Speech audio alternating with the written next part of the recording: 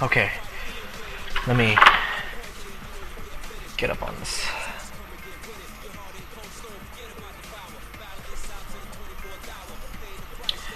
He's fun to play, but you know, if you're looking to learn, then it's gonna be really basically you're giving yourself an uphill when you're playing Urien at the start. I mean, there are basic things to look for. I mean, you know, of course, like whatchamacallit, you know, crouching fierce or crouching high punch is one of those things that you want to look for. But you know, with other characters, you learn like you learn spacing. You know, you learn the basics. You learn like well, spacing is one of the more you know, general aspects of the game. So that's one of the things that you want to look for. But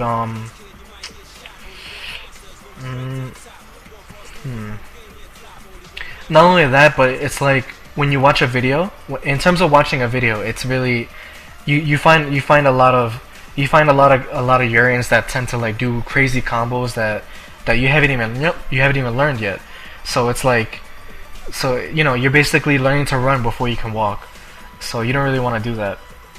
But one of the characters that, in my opinion, that you can start out with, that you want to learn the game with. I mean, Akuma's a good character to, you know, like not. I mean, going against the general view, Ken would be like the best one, but going against the general view, Akuma would be a good substitute because he has a lot of movement. He has a lot of good combos. His spacing tools are really good, and you know, his damage is really good too. So you know, he's a good character to start with. But in terms of like, you know, what everybody else thinks, like a lot of people tend to think that Ken is one of the more basic characters to start with, because he's more, you know, what's the word that they always use? They use the word versatile for Ken, because he can basically do anything. Like he can punish anything, he can, you know, space really well. His normals are really good. You know, his overall game is best for like for learning. So basically, if you want to learn the game, then you know, then you know, that's a character to start with. But I understand that, you know, some people want to start with a different character, like they don't want to like use like, you know, they don't want to. Not everybody wants to play Ken all the fucking time. You know, I mean, I wouldn't want to do that. I mean, the first character that I learned was Ryu. So you know, but then I switched to Ken, and then I switched to Yun, and you know, then I started to play with other characters and all this type of stuff. So, but let's see, give me 1 second.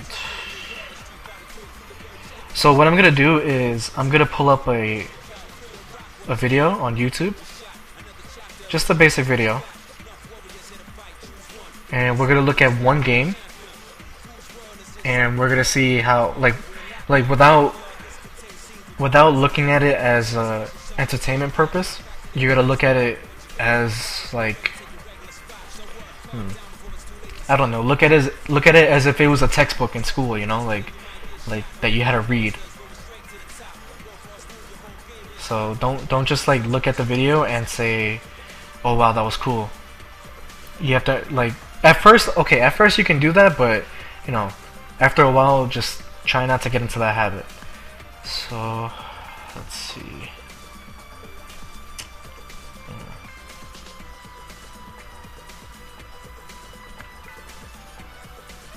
What's a good video to look for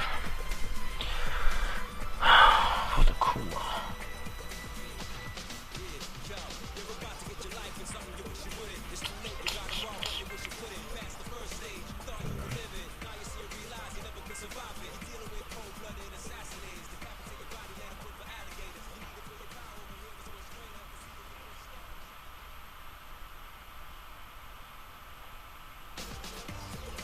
I was gonna say that too, but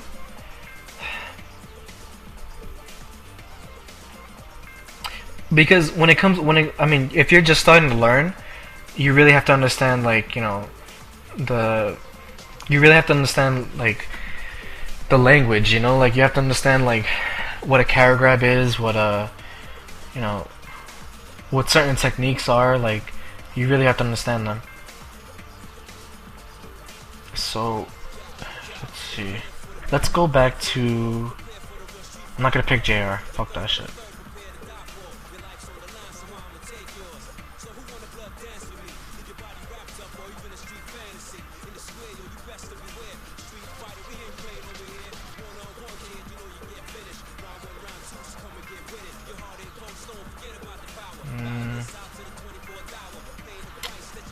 I'm gonna look for a video that's really old.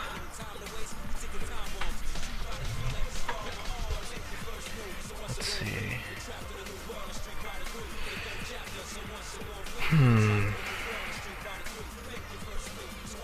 Oh, actually, you know what? Yeah, let's do that. What's a video that you were watching? Jiro versus who?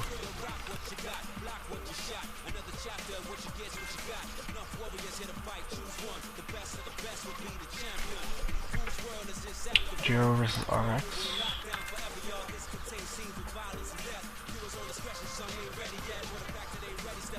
Was it this?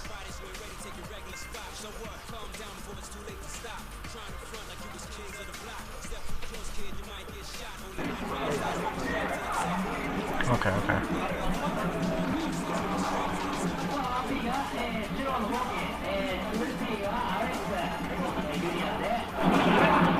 Okay. First we have to start from the beginning.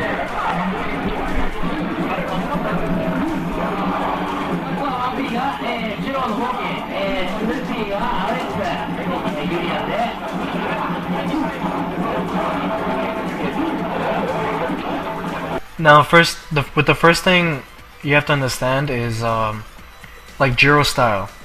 Jiro's style is really aggressive. So what he wants to do is get in your face with a lot of demon flips and mixing that up with hurricane kicks. So that's one of the basic things that you have to keep in mind when watching a certain video. Because certain players, they play a certain style. So when it comes to watching a video, you have to understand that. You have to understand that, okay, this guy just wants to go in, like, he doesn't give a shit. So that's what he's gonna try to do. So we'll begin with that. The basic concept of going in on somebody is basically to open them up. Basically to find your opening, to see where your opponent is weak. So things like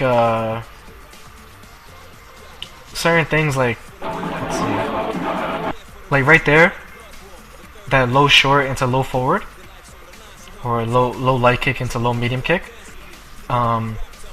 Basically it's just a tool to keep him, to keep him in check, to see what he would do.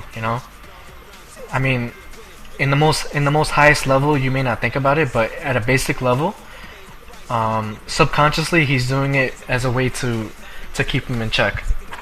So he does it to just control the space and to force him into the corner, which is what he wants to do.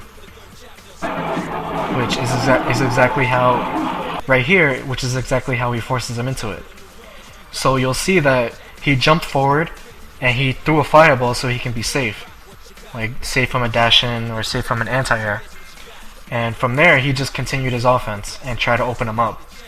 And that's where the whole corner game begins. See, like right there, like I said with the demon flips. And he just wants to control the space.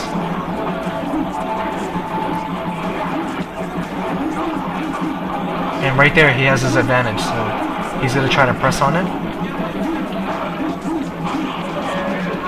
He wanted super right there. I think. No, he didn't want super, sorry.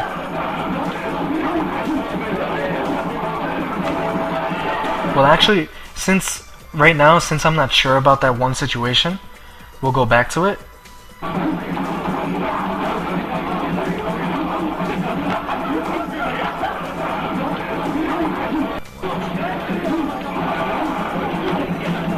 So right here, he's pressuring him, and he's trying to control the space in the air, right? So he catches him close up, he gets that forward parry, and he does a low forward, and that was probably Tatsu.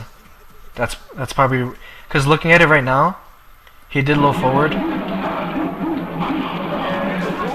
and that was a short teleport, which means that he had to do it with the kicks. So since he did it with that, obviously he did it backwards, so that means he had to do it. He had to do a backwards teleport with the intent of doing a Tatsu. So right there, like that's one of the examples that I was talking about. When it comes to analyzing a match, you really have to break it down point by point, and not just look at it and say, oh, that was cool, like he did low forward into teleport. No, you can't really do that. So continuing with the match.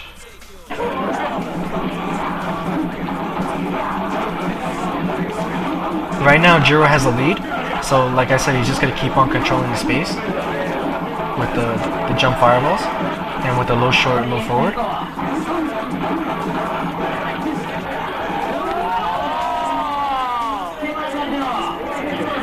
And right there,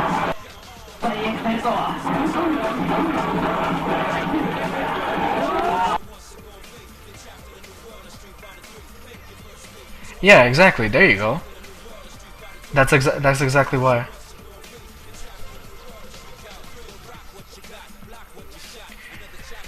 Not only that, but it's safer too.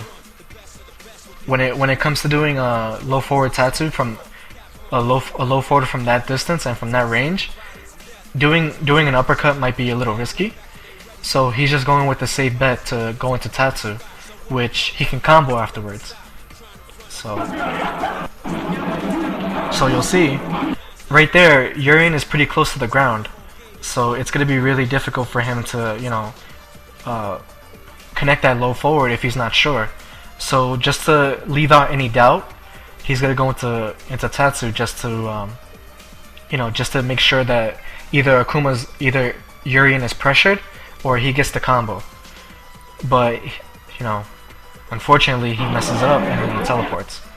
And you can tell it, and you can tell how he did it too, because obviously he did it backwards. So, that's one marker that you can use to see it.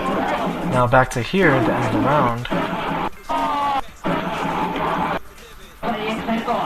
Like I said, he's just controlling the space. And this was just basically like, I would say it's a bait, but it's kind of hard to say because he just got his meter.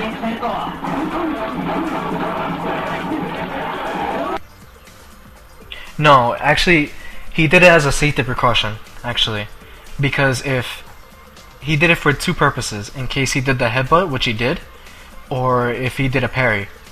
And you'll notice that if you can listen closely, you'll hear that he buffered it. He buffered the demon in between the low roundhouse. So I'm gonna pressure, strong, and right here he puts him at the perfect distance. At the perfect distance for a low roundhouse. So obviously the thing that Urien would want to do would be to get close.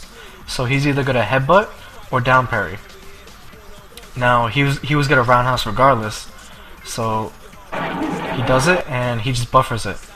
Because he knows he has enough time to buffer it and close it out that way. Don't confuse this with an option select. He just buffered the demon and that's it. So don't confuse it with an option select.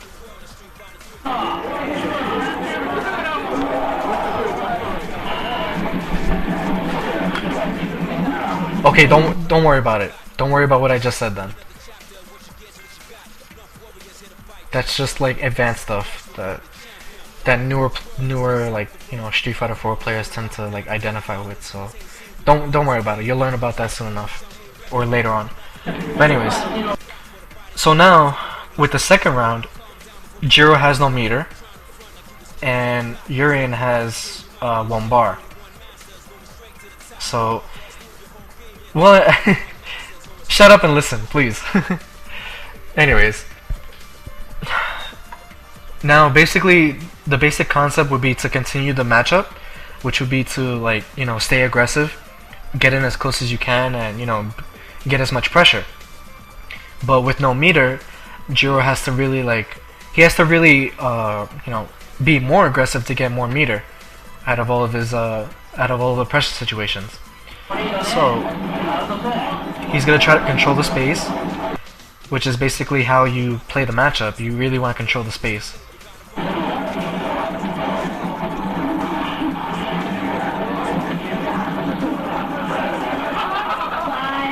And he just let that go. Right there, he just made silly mistakes, and going back to it, that was a good thing on RX's part. And right there, he tried to parry, which wasn't really a good thing.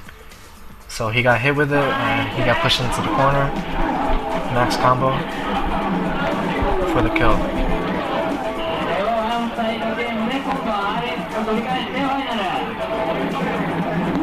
Right now, like I said, he just wants to control the space. If you notice,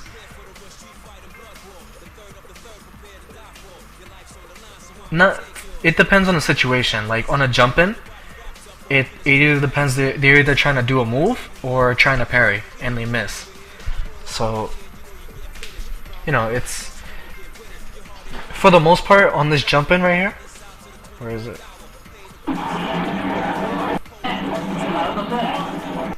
Right here, right there, he probably just pressed the button and he got hit by it.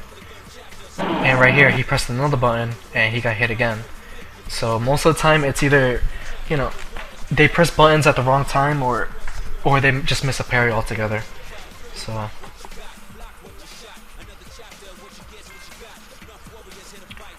if he blocked the teleport, he probably could have. No, actually, at that distance, no. He would just be in block stun. But anyways, so if you notice that now with the third round, if you notice with Jiro, he's always staying at this distance. He walks back, always at this distance right here. Because when he does the downward fireball, he controls this space right here. And if RX jumps forward, Jiro lands right here, so he has enough time to anti-air him. So basically, this area right here is the controlling area that Akuma has. So it's one of the reasons why you always see Jiro in this distance. So when you watch the video,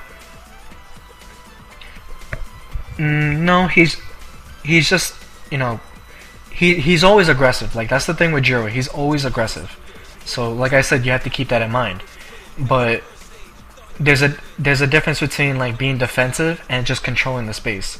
So right here, he's controlling that space. So if RX makes a bad move, like say jump forward, Jiro will just automatically capitalize on it and continue the pressure in the corner. So we'll see. So see right there, he caught him with the parry and he anti-aired him, and now he's in the corner. And now he just tried to keep that space again. And we'll see, he's controlling it. He's slowly pushing into the corner. So once he gets his positioning, he'll be able to capitalize on everything. Whoa!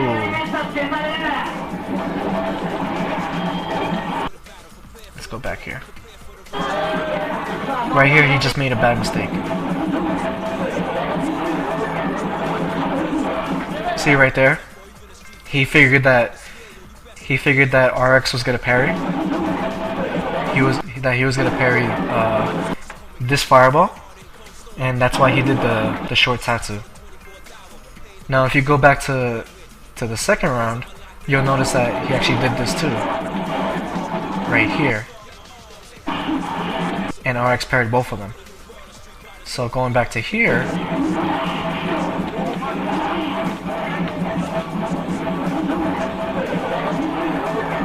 right here, he did it again, trying to think ahead. Right here, he made a mistake by teleporting out, and he tried to beat him out right there with the super, but the tackle was too fast. So he escaped. He anti-aired him.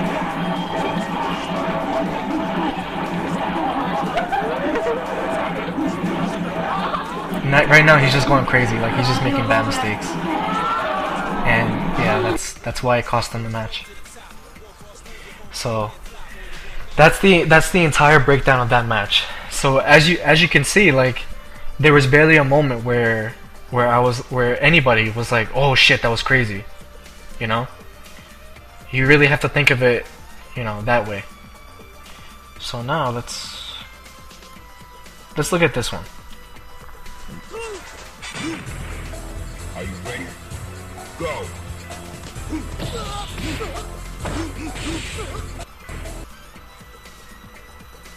How many different styles? Just okay. There's passive offensive, or there's you know, there's like a passive version, and there's a passive version of being offensive, which means like, you know, you're controlling space but you're being aggressive at the same time. Whereas, you know, if you're just aggressive, you would just like go in, like, you know, dash dash dash, or just, you know, go crazy with stuff.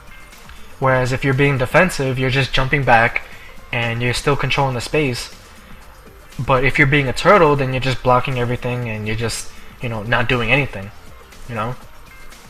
So in terms of categorizing Jiro, I would say that he's more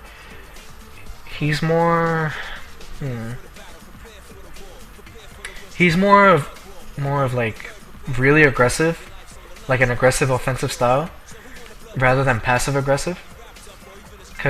Mainly because of like the way his gameplay. He's more of, when I say passive offensive, like I said, like you're controlling the space but you're keeping your defense. Whereas with Jiro, like as soon as he gets that offense, like he just goes in, like, you know, he just goes crazy. But, you know, he's more of, the thing with top players, they tend to really change their styles every so often. So it's kind of hard to categorize them. I mean, that's what makes them top players, because, you know, they can change their style. But, you know, just keep it simple and call it offense and defense, like offensive and defensive. Alright, just to avoid like any confusion. Right, just keep it simple for yourself. Yes, but I mean, like I said, just keep it simple for yourself, and, you know, just concentrate on this guy's being offensive or this guy's being defensive or whatever. So anyways, back to this. Are you ready? Go! Right here, he's being really aggressive, because as you can see the jump tatsu right there, he expected a jump, Go. so that's why he did jump tatsu, and he got the jump. And he got the fierce punch into demon flip, which causes him to be offensive. Into overhead, and now he's just going crazy.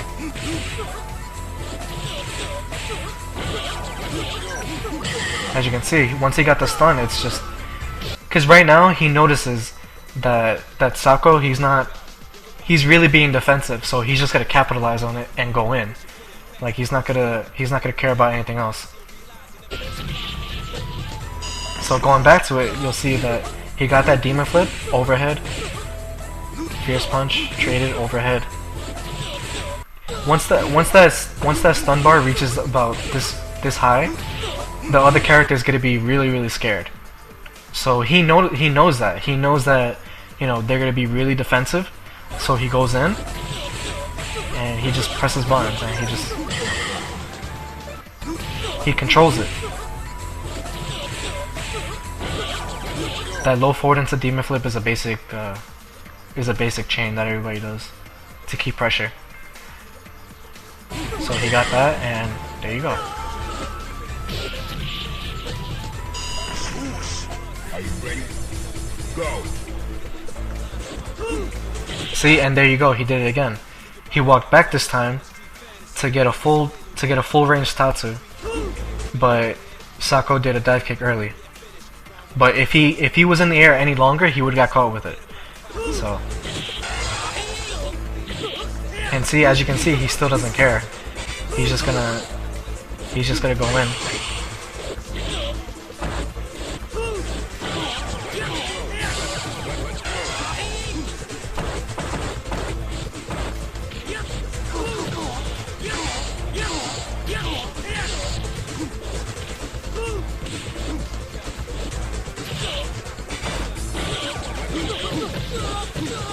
Oh, now he's going in. See that?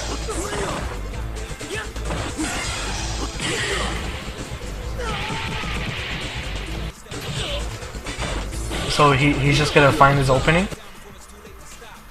He found his opening right there, and then he did medium kick tatsu into roundhouse tatsu or high kick tatsu overhead to stop him from, you know, from grabbing, from crouching, or from jumping. And he has the pressure right now, so he's gonna keep it and he's gonna dash forward at him. One right there to stop the jumping.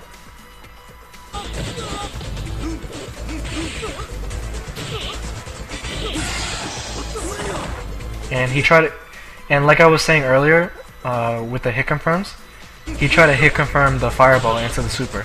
So that's why he did low forward fireball into super. And right there, he just found the spot.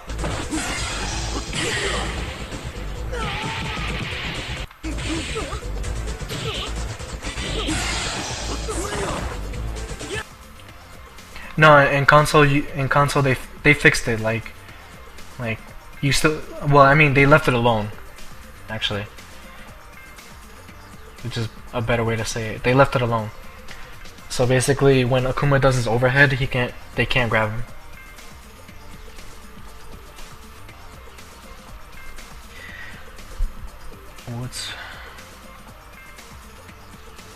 No, most of the pressure is just to you know, find that opening. But as soon as he finds that opening, he can hit confirm it. So right here, like I said, he found that opening, and he tried to hit confirm into fireball, into the super. So that's the whole point of it, you know. You want to find that opening. So the pressure is just to, you know, it's like for example in a boxing match. If you're fighting somebody and, you know, you're applying the pressure, you eventually find that open spot, and, you know, you'll knock them out. And that's the same basic concept here too, where, you know, you pressure, and then you find the opening, and then, you know, you super, and you get that spot. So, you know, it's one of those things to look out for when it comes to watching Jiro. You know, he's always gonna be aggressive like that, and he's always gonna, you know, do something like that to maximize his style. Because everybody wants to play a certain way that maximizes their style. So, you know, you have to keep that in mind. So, okay, so back to this question. What's better, starting off the round with an agent, or ODing with Sako did and hit confirm into it? Well, let's see.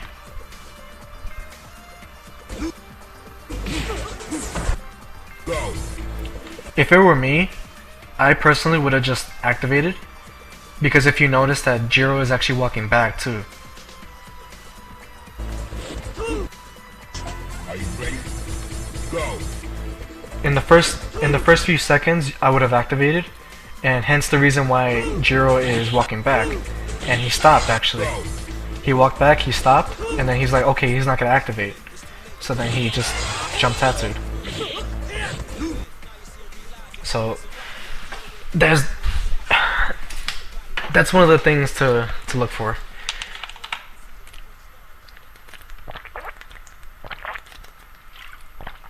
Oy, excuse me.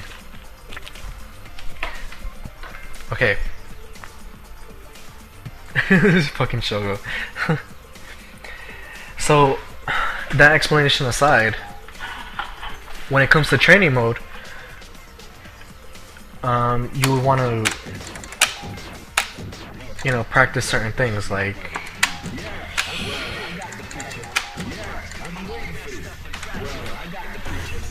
ouch. So say if you go to training mode, right? You want to put the, you know, obviously max super. You put the attack data on, and you put the character on random guard. So now what you do is you just save the state, and every time you see a hit, you buffer it into the super.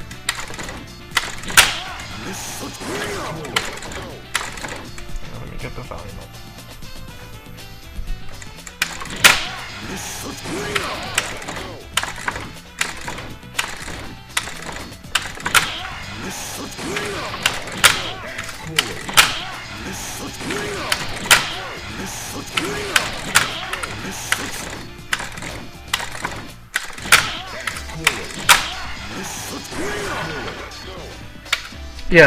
Yeah, that's exactly what it is.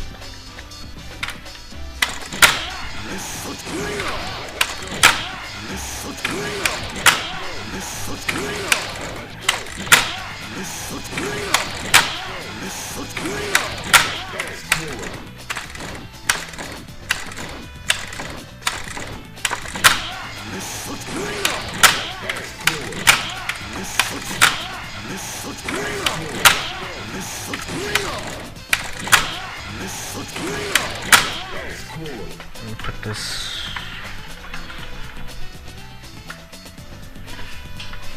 Oh shit.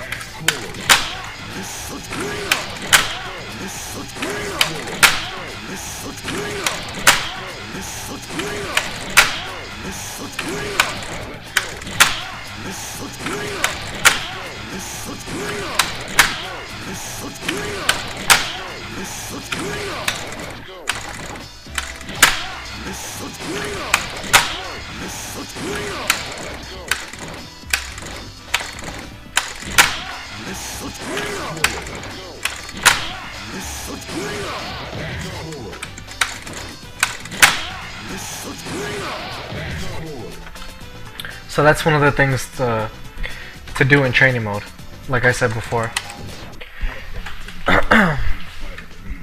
So I mean, there's various ways to go about it, but like I said, you just want to find your style, and you know, just capitalize on it the same way Jiro does.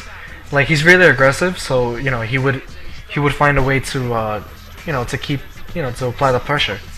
So you really want to find a way to keep, you know, control the space, which is one of the most important aspects of the game. Know your normals, know how to use them, and know what specials or what supers go into them. So, like for example, the standing medium kick from Akuma, if it's close, you can go into super. You know, that's one example. But let me find.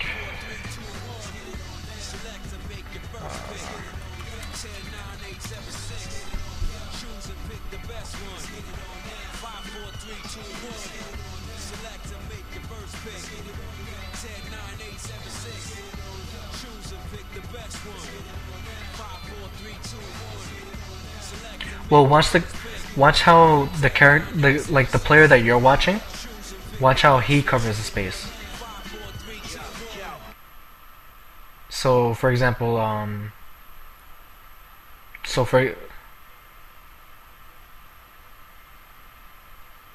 yeah, like that's exactly what you want. Well, you really want to watch everything. Like, watch how a certain player is defensive at a certain time, and watch how the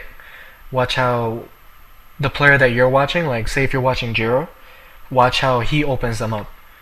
And you know, you really have to think about it. You really have to think about, like, okay, why would the player get caught with this at this point? You know, like why would he stop blocking? Put it that way. Like, if a person gets hit, you ask yourself, like, you know, why would he stop blocking there? Like, and there's only a few reasons for it. Whether they're trying to escape, they're pressing a button, or they just got scared and they try to grab. Exactly. It's either they try to parry, they hit a button, or they try to jump. You know, there's different things to think about. Or maybe, you know, depending on like the situation, maybe they just got hit because they're too slow to react. So, you know, there's various things to think about.